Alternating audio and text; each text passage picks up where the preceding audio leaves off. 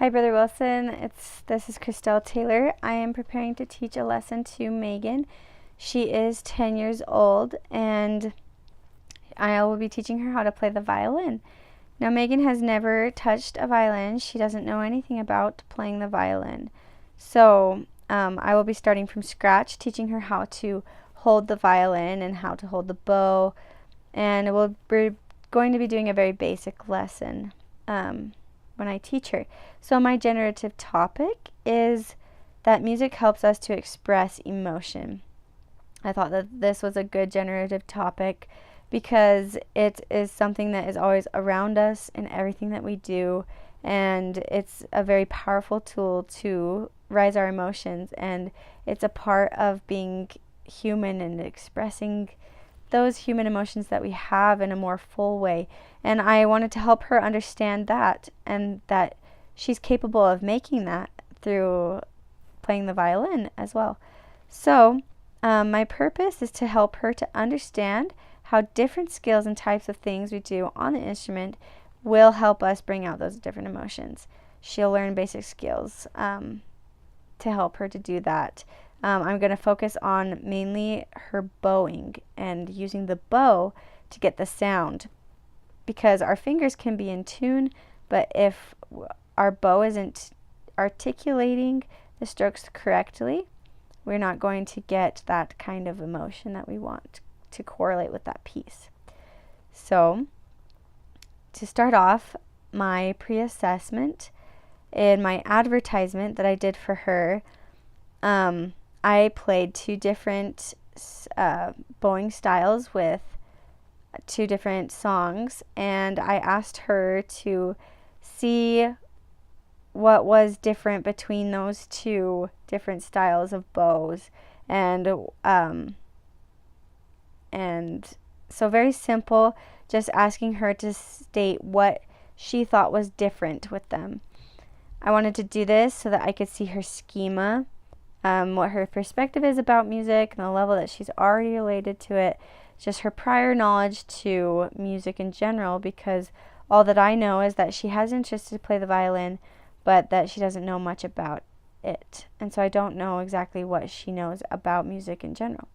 So this will be able to help me. And so during the lesson, I'll be focusing mostly on the affective domain, your emotions and feelings. However, so that would be more like my generative topic, is focusing on the affective domain of how music relates with our emotions.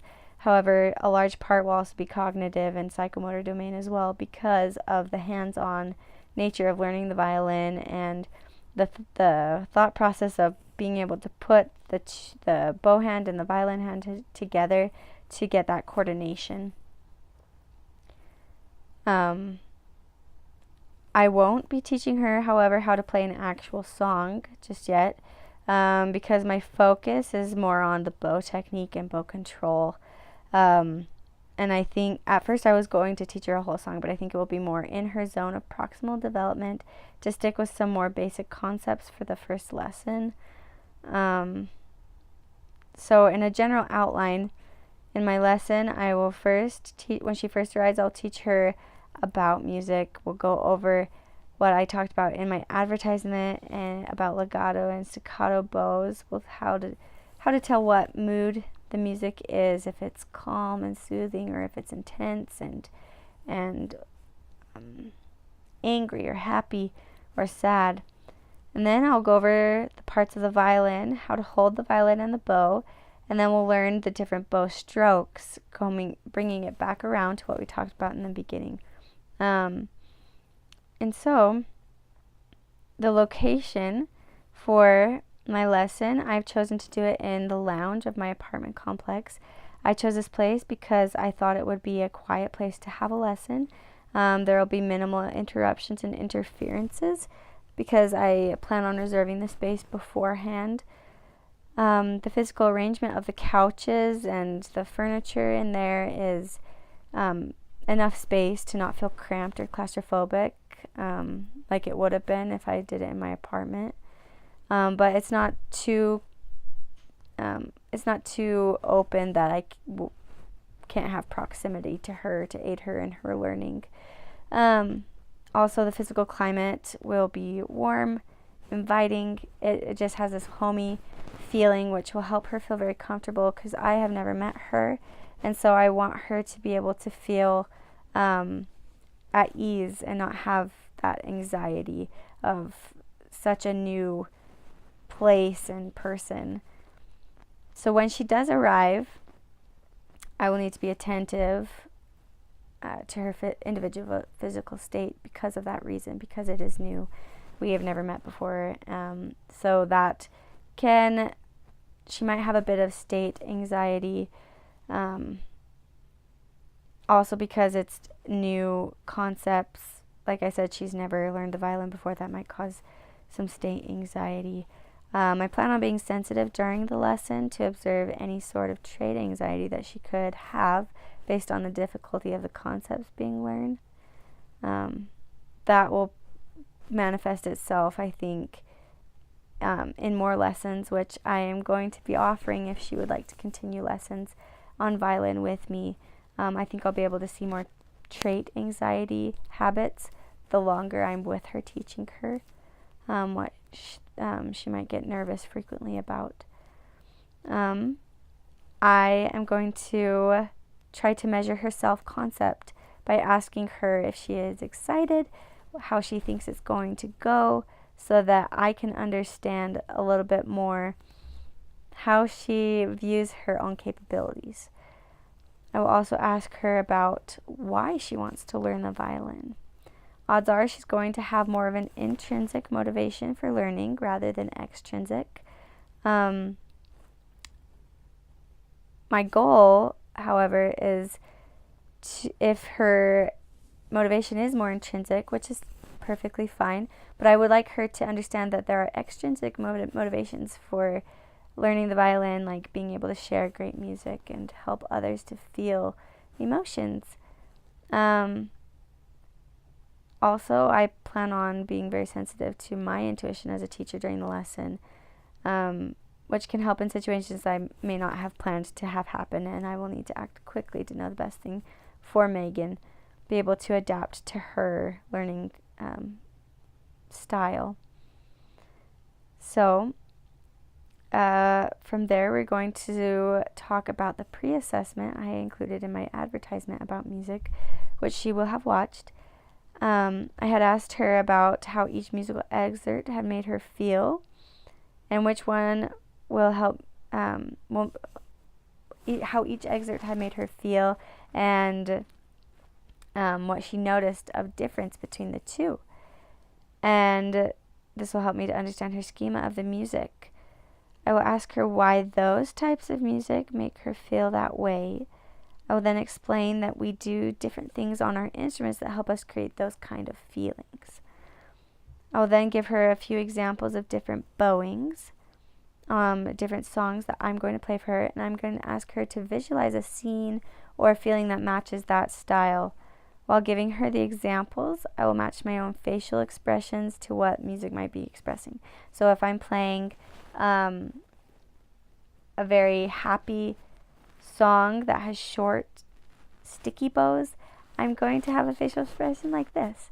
Because if I do that, she will catch on to the through mirror neurons, and she'll be able to imitate and feel that same kind of feeling, which will help her understand a little bit better rather than me being straight-faced while I play the two different types, or however many different ones I decide to do in the moment.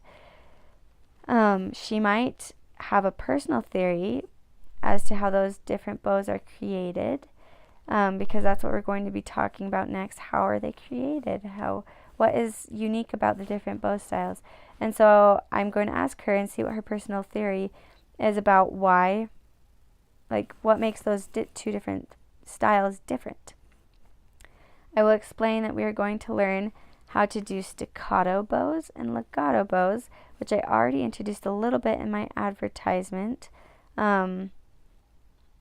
If she didn't understand the concept beforehand in her personal theory, but does after I explain it, this would be an example of accommodation to her new knowledge. So as I was planning my lesson, this kind of thinking of visualizing different emotions or different feelings with the two different types of playing might be a little bit difficult for her because it's a little bit more abstract. It kind of falls in the formal operational stage of Piaget's cognitive stages, where Megan, for her age group, would be categorized in the concrete operational stage. However, I have a distinct memory of visualizing myself when I was that age learning the violin. I have visualizing watermelon rolling down a hill during one of the songs I was learning. And I think that with a little help from me, if I am able to do those facial expressions and really exaggerate the differences between those two bow styles, she will be able to grasp it. And I think because she's right on the border from switching from being in the concrete operational stage to the formal operational stage. And so since she's borderline, I think this would be a good place to start her thinking more abstractly about those kind of concepts. So after I talk a little bit about this music side and the feelings and emotions that we have, we're going to go to learning the violin. So the actual violin itself is my prototype for this lesson. Positive instances are that it is an acoustic violin, whereas a negative instance would be an electric violin, because that would confuse her because it's not something she's used to seeing. And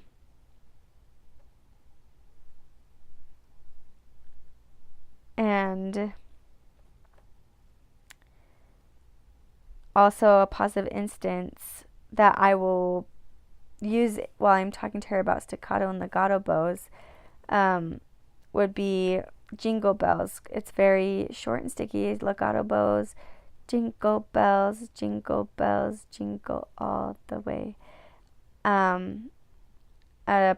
negative instance would be a slow song, or a positive instance for legato bows would be like Silent Night. It's very smooth. And so those are just a few examples of what would be positive and negative instances for the legato and staccato bows. She, coming into actually learning the skills to play the violin and learning the parts of the violin, she might have an overgeneralization that music just happens without any thought behind the technical side of making things sound like their intended mood. Because of this overgeneralization, she might have high self-efficacy before we initially start the lesson, which can be good. However, if the skills of holding the bow and the violin present difficulty, this might be lowered. I will try to help her learn as clearly and simply as I can so that she'll be able to maintain high self-esteem throughout the lesson and afterwards as well. To gauge this, I will have to pay attention to different cueing signals she sends to me during the lesson, if she is understanding or if she is feeling overwhelmed. An example of an undergeneralization she might have is that she might think that playing the violin is easy if she has seen Lindsey Stirling play and dance, because Lindsey Stirling does make it look very easy. So we come to the part where I will then present to her a violin that is her size. It's a half-size violin. So it will be her size that she will be using to learn during our lesson.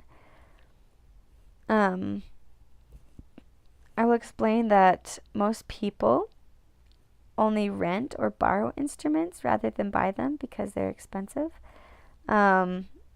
This is where I will have a little moral lesson with her from Colbert's Stages of Moral Development. I will explain to her that it's very important to take care of a violin and how and why, how we don't want to keep it in the car in the hot. We don't want to keep it in the car in the cold, because it can crack. We want to make sure that we don't let others touch our violin or play with our violin that don't know how to handle it, so because it's very fragile. I want to make sure that she doesn't drop it. I will then give her a scenario in which she is being loaned a violin and something happens to it. And I'm going to ask her what would be the best thing to do in that situation if something bad happens to the violin. Do you tell the person, or do you blame it on something else that happened? Because her default might be to use the attribution theory and blame it on something else out of her control. And we'll just talk about how the right thing would be to contact the person that loaned it to her, explain the truth of what happened, taking full responsibility for it, even if it were caused by things out of her control. It would still be the right thing to take responsibility for that because it was in her care. So we'll just kind of talk a little bit about that.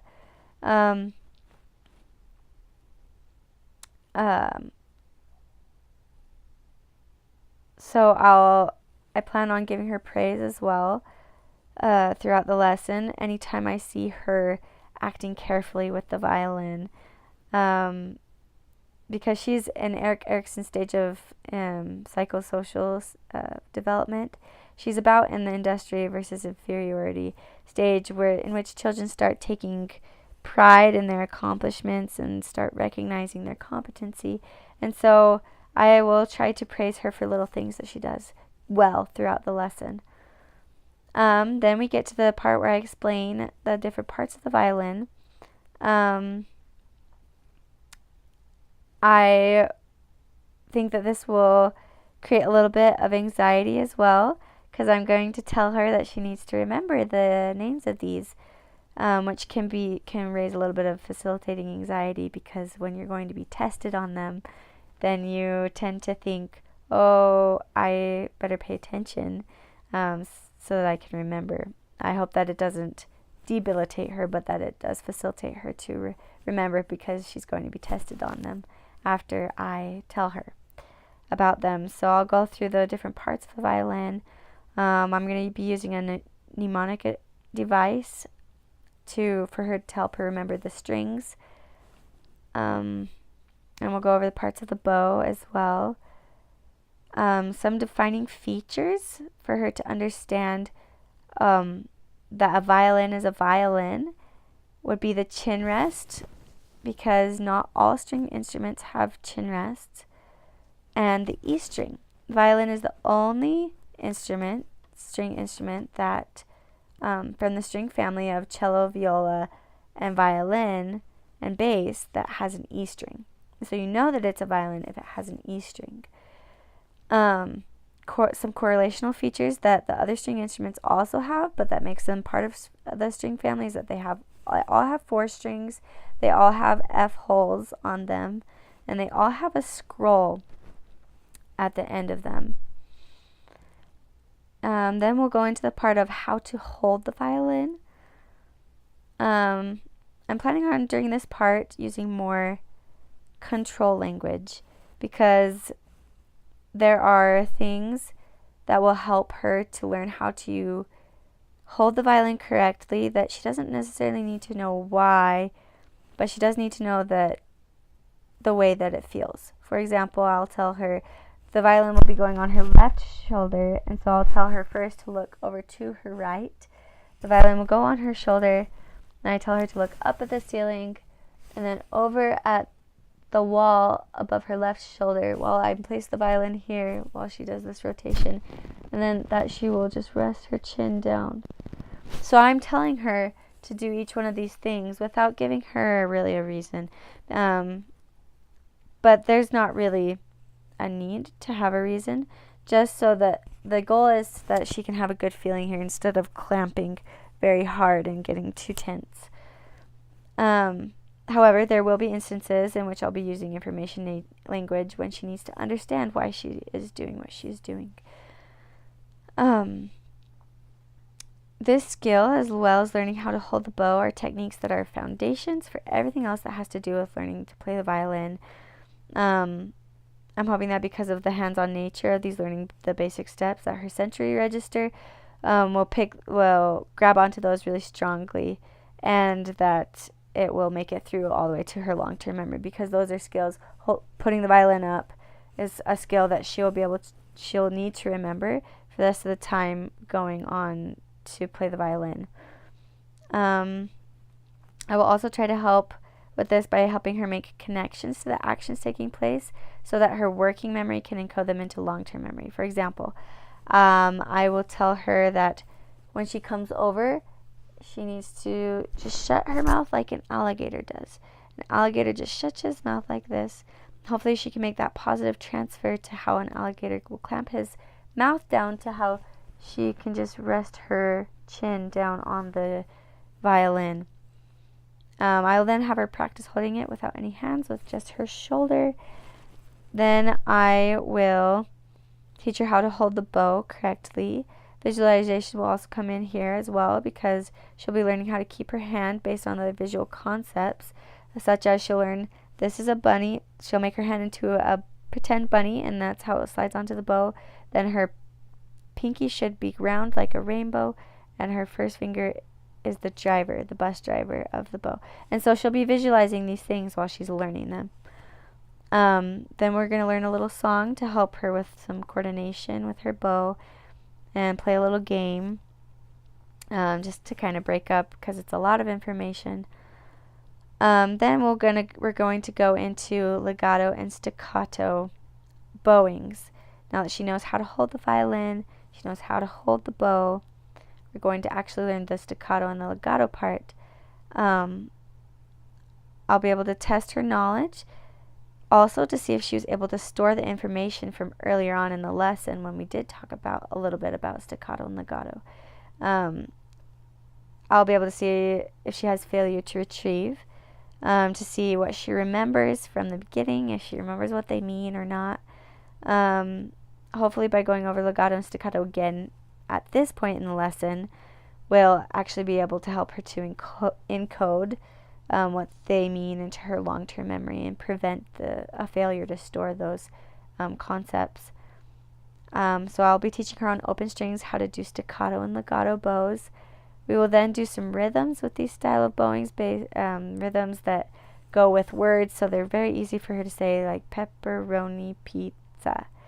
So she'll be able to learn that rhythm. And we're going to do that with staccato bows, very short, and also with legato bows.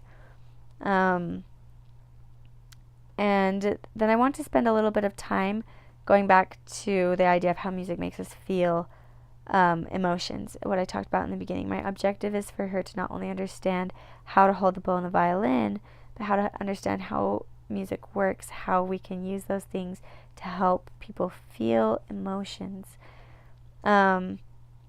Hopefully she'll be able to use that assimilation to incorporate her new knowledge of legato and staccato to her still new but older knowledge of the violin skills that she just learned as well.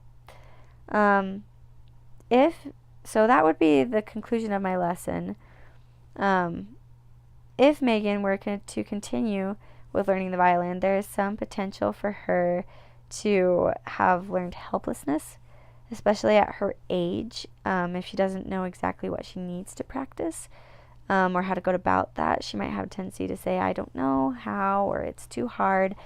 It will take involvement from her mother at first to help her practice until she can figure out how to do it on her own.